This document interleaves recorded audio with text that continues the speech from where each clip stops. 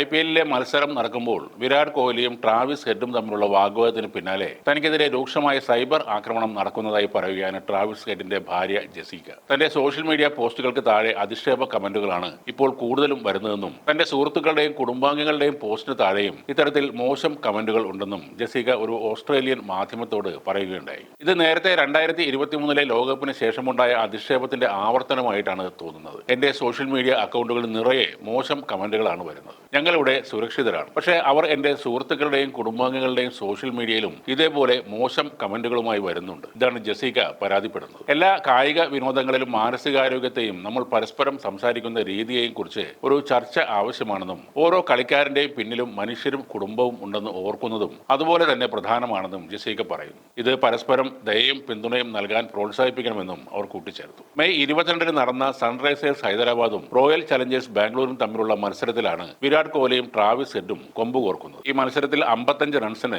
ഹൈദരാബാദ് ബാംഗ്ലൂരിനെ തോൽപ്പിക്കുകയും ചെയ്തിരുന്നു. തുടർന്ന് മത്സര ശേഷമുള്ള പതിവ് ഹസ്തദാന ചടങ്ങിനിടെ ട്രാവിസ് ഹെഡിനെ കാണാത്തതുപോലെ ഭാവിച്ച് കോഹ്ലി നടന്നു പോകുകയായിരുന്നു. ഇതാണ് വിവാദമായി മാറിയത്. ഈ മത്സരത്തിനിടെ ഇരുവരും തമ്മിലുണ്ടായ വാഗ്വാദത്തിന്റെ തുടർച്ചയായിരുന്നു ഈ സംഭവവും. മത്സരത്തിനിടെയുണ്ടായ ചില സംഭവങ്ങളാണ് കോഹ്ലിയെ പ്രകോപിതനാക്കിയത്. RCB ബാറ്റ് ചെയ്യുമ്പോൾ വിരാട് കോഹ്ലി ഹെഡിനെ സ്ലെഡ്ജ് ചെയ്തിരുന്നു. ഹെഡ് ഈ സീസണിൽ എപ്പോഴും ഇമ്പാക്ട് പ്ലെയർ ആവുന്നതിനെ പരിഹസിച്ച കോഹ്ലി കുറച്ച് ബോളുകൾ തനിക്ക് എറിഞ്ഞു തരാൻ ഹെഡിനെ ക്ഷണിക്കുകയും ചെയ്തു. എന്നാൽ അതിനുശേഷം 15 റൺസ് മാത്രമെടുത്ത് വിരാട് കോഹ്ലി പുറത്തായി. തിരിച്ചടിക്കാൻ അവസരം നോക്കിയിരുന്ന ട്രാവിസ് ഹെഡ് അദ്ദേഹത്തിന്റെ പ്രതികരണം അറിയിക്കുകയും ചെയ്തു. ഞാൻ ബൗൾ ചെയ്യാൻ എത്തുന്നതിന് മുമ്പേ നിങ്ങൾ ഔട്ടായല്ലോ സുഹൃത്തെ എന്നായിരുന്നു ഹെഡിന്റെ പരിഹാസം. ഇതാണ് കോഹ്ലിയെ കൂടുതൽ ചൊടിപ്പിച്ചത്. ആദ്യ ഇന്നിംഗ്സിൽ ഹൈദരാബാദ് ഇന്നിംഗ്സ് ഓപ്പൺ ചെയ്ത ട്രാവിസ് ഹെഡ് പുറത്തായപ്പോൾ കോഹ്ലി നടത്തിയ സെലിബ്രേഷനിൽ നിന്നാണ് ഈ പ്രശ്നങ്ങളുടെ എല്ലാം തുടക്കം. റാഷിഖ് സലാംദാറിന്റെ പന്തിൽ 16 പന്തിൽ 26 റൺസ് എടുത്ത ഹെഡ് ക്ലീൻ ബൗൾഡ് ആവുകയായിരുന്നു. എന്നാൽ ഹെഡിനെ പ്രകോപിപ്പിക്കുന്ന തരത്തിലാണ് ഈ സമയത്ത് വിരാട് കോഹ്ലി ആഹ്ലാദ പ്രകടനം നടത്തിയത്. അത് കഴിഞ്ഞാണ് RCBയുടെ ബാറ്റിംഗ് നടക്കുന്ന സമയത്ത് കോഹ്ലിയും ഹെഡും തമ്മിൽ നേരത്തെ പറഞ്ഞ വാക്കേറ്റം ഉണ്ടാകുന്നു. മത്സരശേഷം എതിർ ടീമിലെ താരങ്ങൾക്ക് കൈ കൊടുക്കാൻ കോഹ്ലി ഗ്രൗണ്ടിലേക്ക് ഇറങ്ങിയപ്പോൾ ഹെഡിനെ അവഗണിച്ചുകൊണ്ട് കടന്നുപോവുകയായിരുന്നു. എന്നാൽ കോഹ്ലിക്ക് കൈ കൊടുക്കാൻ ഹെഡ് തയ്യാറായിരുന്നു. അദ്ദേഹം കൈ നീട്ടിയെങ്കിലും ഹെഡിനെ കണ്ട ഭാവം നടിക്കാതെ അടുത്ത